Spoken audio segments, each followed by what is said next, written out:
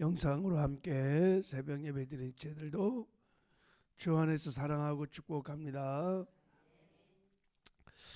욥기 5장 7절을 보면 인생은 이렇게 정의할 수 있어요. 인생은 고난의 연속이다, 이렇게 말할 수 있습니다. 인생은 고난을 위해 난나니 불티가 위로 나름 같으니라, 이렇게 말씀해요. 불을 피우면 반드시 불티가 막 일어나죠, 그죠? 그런 것처럼 우리 인생에는 항상 고난이 따른다는 거예요. 예수님도 말씀하셨습니다. 세상에서 너희가 환난을 당하나 담대하라, 내가 세상을 이겼느니라 그랬어요. 세상에서 환난을 당한다는 거예요. 당한다는 거예요. 그래서 이제 중요한 것은 고난이 있느냐 없느냐 이런 문제가 아니라 막 쓰나미처럼 불티처럼 막 계속 일어나는 고난들을 이제 우리가 어떻게 해석할 것인가, 그리고 어떻게 대처할 것인가, 우리 마음의 태도가 중요하다는 거예요. 고난을 어떻게 우리가 대하냐에 따라서 고난이 저주가 될 수도 있고 복이 될 수도 있다는 것입니다. 여러분, 양약고구라는 사자성어가 있죠. 좋은 약은 입에 어떻다? 쓰다라는 게 쓰다. 약이 입에는 쓰지만 그래도 먹어야 좋은 것처럼 고난이 밀려올 때 뭐 달가운 사람이 누가 있겠어요? 그러나 잘 대처하면 유익이 될 수 있다는 거예요. 복이 될 수 있다는 거예요. 놀라운 유익이 있다는 거예요. 그래서 시편 기자가 고난의 철학처럼 이렇게 말했어요. 고난 당하는 것은 내게 유익이라, 이렇게 유익이라. 고난 당할 때 너무 힘들고 어렵지만 주 안에서 우리가 다 주 안에 있기 때문에 지나고 나면 유익이 될 수 있다는 거예요. 고난이 내게 축복이었구나. 고난이 내게 정말 아름다운 간증을 만들어냈구나. 이게 감사거리구나. 이게 기뻐할 일이구나 하는 것을 깨닫게 될 것입니다. 지금 아마 여러분들도 다 크고 작은 고난들을 지금 당하고 있을 거예요. 이것을 믿음으로 잘 대처해서 고난이 유익이 되고 축복이 되는 은혜가 있기를 주님의 이름으로 축복합니다. 오늘 본문 말씀에는 고난을 통해서 주신 하나님의 놀라운 축복, 유익이 나와 있습니다. 이제 오늘, 내일, 모레까지 이 고난이 주시는 축복에 대해서 본문 말씀을 중심으로 함께 나눠볼 텐데, 이런 이 교훈을 잘 깨닫고 늘 고난을 믿음으로 대처해서 고난이 유익이 되고 축복이 되고 보석이 되는 은혜가 있기를 주님의 이름으로 축복합니다. 자, 우리 먼저 본문의 내용을 좀 보면, 자, 예수님께서 갈릴리 바다 이제 저 동쪽 베스다 광야에서 어제 우리 상고한 대로 거기서 오병이어 기적을 이렇게 일으켰어요. 그랬더니 막 백성들이 막 벌떼처럼 모여서 예수님을 왕으로 삼으려고 그러는 거예요. 예수님만 있으면 평생 굶어 죽을 일이 없어. 그냥 물고기 2마리, 보리떡 5개로 막 5,000명을 먹이니까 이분만 우리가 왕으로 모시면 뭐 끝난 거야, 인생. 그래갖고 막 왕으로 막 삼으려고 하니까 예수님이 무리들을 피하여 예수님은 기도하러 산으로 가시고 제자들은 갈릴리 바다를 건너서 이제 반대편 서쪽으로 이 가버나움 지방으로 보내는 내용이 나옵니다. 자, 한번 22절을 23절을 읽어보겠습니다. 시작. 예수께서 즉시 제자들을 재촉하사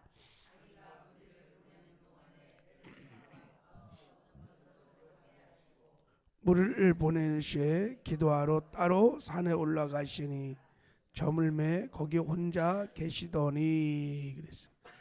자, 이제 이 본문을 잘 우리가 이해를 하셔야 합니다. 보세요. 예수께서 즉시 제자들을 어떻게 했다고요?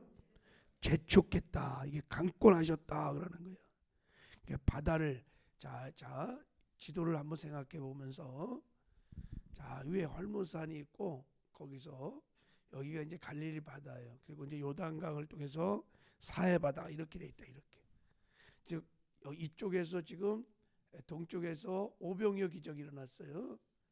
자, 근데 여기서 이 갈릴리 바다를 건너서 서쪽으로 가버나움 지역으로 가라고 예수님이 재촉을 하셨다는 거예요. 그러니까 이 가버나움 지역으로 간 것은, 갈릴리 바다를 건넌 것은 제자들의 선택이 아닌 거예요. 누가 보낸 거예요? 예수님이 보낸 거예요. 예수님이. 그것도 날이 저물어서, 이런 광야에서 오병이어 기적을 베풀 때 날이 저물어서 먹을 것이 없어 갖고 예수님이 불쌍히 여기셔서 오병이어 기적을 베풀어 준 거예요. 그러니까 지금 시기가 저녁이란 말이에요. 저녁에 예수님이 일부러 갈릴리 바다를 건너가게 하셨다는 거예요. 그리고 예수님은 안 건너가시고 예수님은 산에 올라가셨대요. 혼자 기도하시러. 자, 그런데 이제 엄청난 문제가 발생이 됐어요. 자, 24절을 읽어보겠습니다. 시작. 배가 이미 육지에서 술이나 떠나서 바람이 거심으로 물결로 말미암아 고난을 당하더라.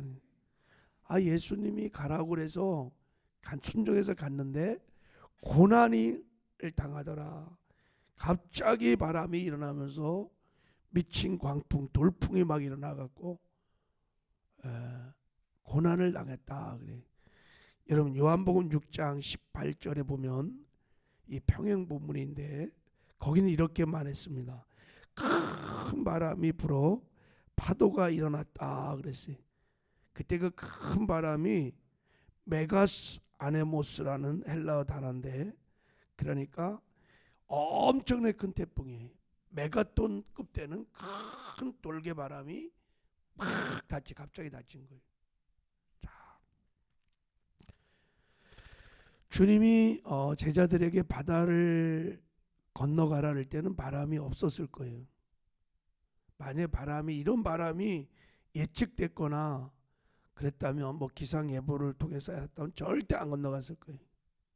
근데 주님이 가라기 전에는 이런 풍랑이 없었어요. 그래도 주님 명령하시니까 밤에 간 겁니다. 자, 근데 제자들이 이제 갑자기 닥친 고난에 고통을 당하는데, 자, 우리 25절을 읽어보겠습니다. 시작. 밤 사경에 예수께서 바다 위로 걸어서 제자들에게 오시니라 그랬어요. 그러니까 고난을 막 엄청나게 당하는데 밤 사경에 예수님이 제자들을 찾아오셨다 그랬어요. 그래서 제자들을 그 큰 풍랑에서 건져주셨다는 거예요. 여러분, 밤 사경이라는 것은 우리 시간으로 하면 새벽 3시부터 6시를 말하는 거예요. 자, 그러니까 제자들이 저녁에 하여간 7시인지 8시인지 하여간 출발했어요.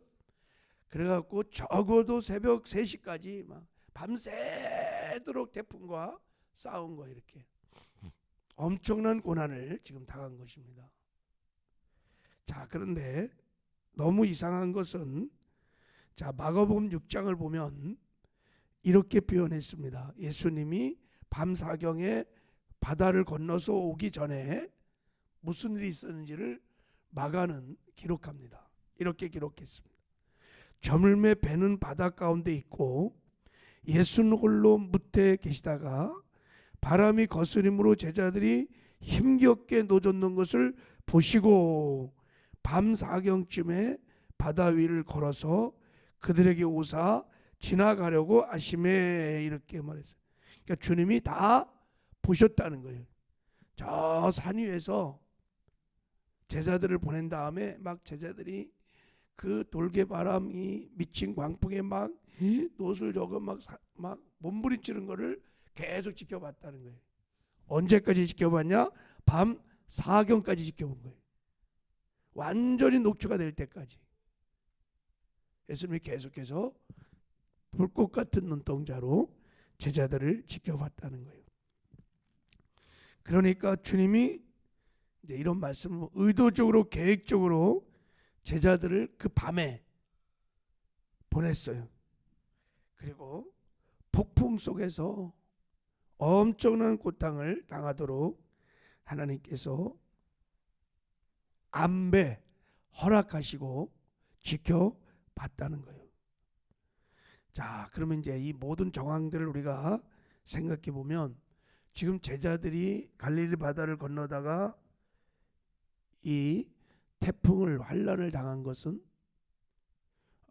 예수님께서 의도적으로 안배하셨다면 무엇인가 이 환란과 고난을 통해서 하나님이 예수님이 가르치고 싶은 것이 있었던 것입니다.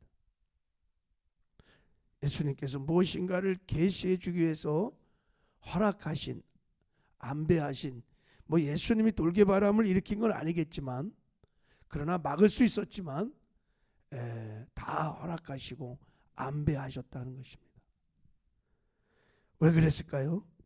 두말할 것 없이 오직 이런 고난을 통해서만 복을 주실 수 있기 때문에, 이런 고난을 통해서만 가르침을 줄 수 있기 때문에, 이런 고난을 통해서만 예수 제자들의 믿음이나 신앙의 성장과 성숙을 할 수 있기 때문에 하나님께서 예수님께서 그렇게 하셨다는 것입니다.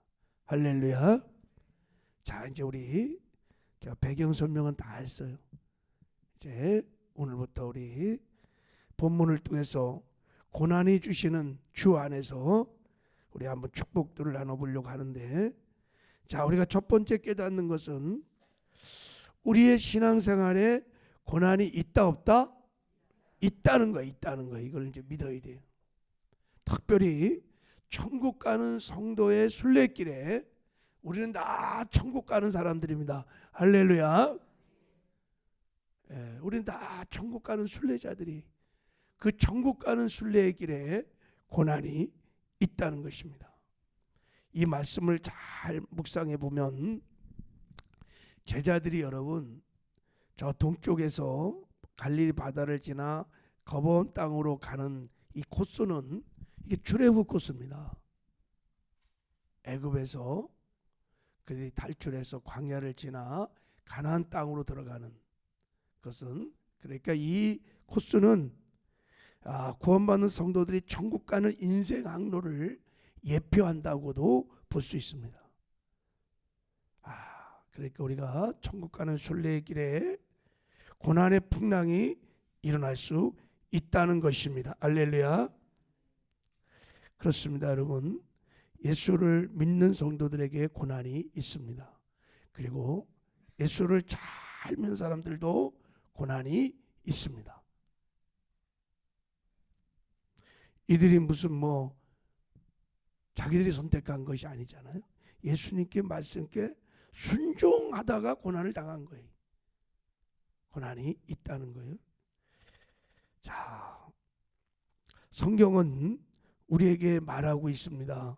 예수를 믿는다고 그때부터 장밋빛 탄탄대로가 열려서 예수 믿는 사람은 고난이 없고 예수 믿지 않는 사람은 고난이 있고 이런 것을 여러분 간증하라 하고 말한 적이 없어요.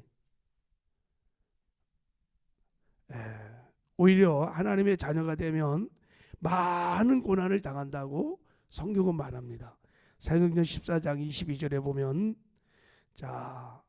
제자들의 마음을 굳게 하여 이 믿음에 머물라 이르라 권하고, 또 우리가 하나님 나라에 들어가려면 많은 환난을 겪어야 할 것이라 하고, 하나님 나라에 들어가려면 많은 환난을 겪어야 할 거다 이렇게 말했어요.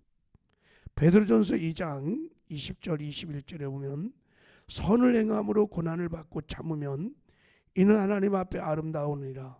이를 위하여 너희가 부르심을 받았나니 그리스도도 너희를 위하여 고난을 받으사 너희에게 본을 끼쳐 그 자체를 따라오게 하려 하셨느니라 그랬어요.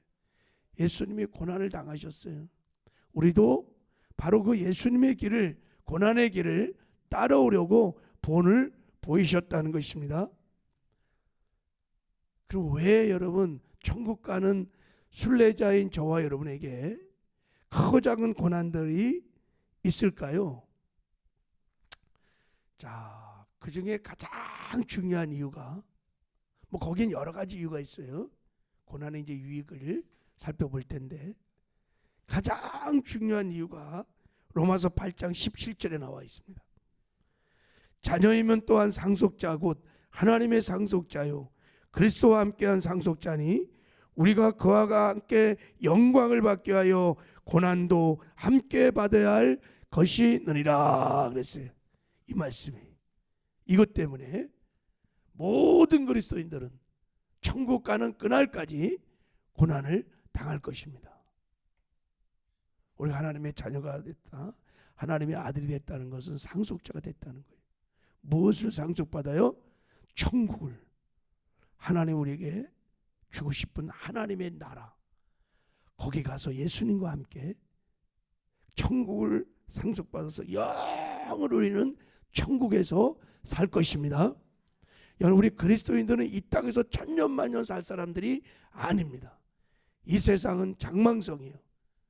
우리의 구원을 받고 구원을 이루어 우리가 예수를 닮아가는 성화가 완성되면 우린 천국에서 영원히 하나님과 함께 살 것입니다. 여러분, 우리의 성도들의 신분, 성도들의 인생을 여러분이 바르게 이해를 하셔야 돼요. 자, 그럼 왜 우리가 하나님과 함께 천국을 상속받기 위해서 이 땅에 사는 동안에 고난을 받게 하셨을까? 그것은 천국에 들어가서 영원히 우리가 하나님의 영광을 풍성하게 누리게 하심입니다. 하나님 우리를 바라볼 때 이 땅에서 잘 먹고 잘 살고 막 천년만년 막 살려고 그렇게 바라보지 않아요. 하나님이 영원한 관점에서 천국을 바라보면서 천국을 준비하시고 내 사랑하는 자녀들을 바라보고 계시다고요. 자, 여러분, 우리가 이 땅에 사는 동안에 고난을 통해서 예수님을 계속 닮아가요. 계속 이걸 성화라 그러는 것입니다. 그래서 우리가 예수를 계속 닮아가고 성화가 일어나면 예수님 오실 때, 우리가 천국 들어갈 때 신령한 몸을 입을 텐데, 우리가 성화된 만큼, 예수를 닮은 만큼 우리가 신령한 몸으로 변화됩니다. 그리고 신령한 몸으로 변화되는 만큼 천국 가서 그만큼 우리가 영원히 하나님의 영광을 누리게 될 것입니다. 이 비밀이 깨달아지는 은혜가 있기를 바랍니다. 여러분, 이 땅에서도 똑같이 이렇게 예배를 드리지만 다 신앙의 성숙이, 성화가 다 달라요. 우린 잘 모르지만 누가 하나님을 닮았는지, 지금 성화가 어느 정도 됐는지,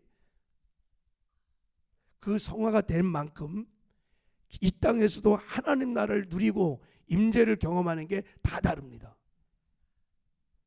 성숙한 만큼 하나님의 임재와 영광을, 천국을 누리며 사는 줄 믿습니다. 그래서 하나님의 관심은 뭐냐면, 자, 천국을 우리에게 상속시켜 주는 것이, 우리가 예수를 믿는 궁극적인 목적은 천국 가는 거예요. 천국에서 영원히 하나님과 함께 사는 것입니다. 그래서 하나님의 관심이 뭐냐면, 사랑하는 성도들을 구원한 다음에 하나님의 관심이 뭐냐면 우리를 변화시키는 거예요. 천국 백성으로 우리를 계속해서 성장시키는 거예요. 성화시키는 거예요. 예수의 장수한 분량까지 닮아가게 하는 것입니다. 그게 바로 로마서 8장에 우리가 알거니와 하나님을 사랑하는 자 곧 뜻대로 부르심을 입은 자들에게는 모든 것이 합력하여 선을 이루느니라. 그래서 이 선이 뭐냐면, 하나님이 미리 아신 자들로 또한 그 아들의 형상을 본받게 하기 위하여. 하나님의 관심은 한 가지, 우리가 예수 그리스도를 닮아가는 것입니다. 계속해서 닮아가는 거예요. 그래서 천국을 영원히 하나님과 함께 영광을 누릴 수 있도록. 할렐루야. 자, 그런데 하나님께서 우리를 변화시키는, 성화시키는 가장 하나님이 잘 사용하시는 방법이 뭐냐면 그 중에 하나가 고난입니다. 고난의 영광을 갖다 집어넣는 거예요. 그냥. 그러면 하나님의 통치를 거부하는 불신함, 불순종, 온갖 불순물들을 다 제거하고 순도 100불의 순공같이 하나님만 전폭적으로 의지하고 순종하는 하나님의 사람으로 빚어내는 것입니다. 그래서 여러분 안에 크고 작은 고난의 용광로에 하나님만 계속 집어넣어요. 그걸 통과해야 순복의 사람으로, 사랑의 사람으로, 거룩한 사람으로, 순결한 신부로 계속해서 변화가 일어나는 것입니다. 할렐루야. 어쨌든 내가 잘못한 실수를 하는 고난이든 의의 고난이든 합력하여 하나님은 반드시 선을 이루십니다. 우리를 변화시켜 갑니다. 그러므로 이제 우리가 첫 번째 깨달을 것은 여러분 크고 작은 내 삶에 고난이 있다는 것을 인정하시기 바랍니다. 그리고 하나님 반드시 고난을 통해서 합력하여 선을 이룰 것도 믿고 신뢰하시길 바랍니다. 그걸 신뢰해야 돼요.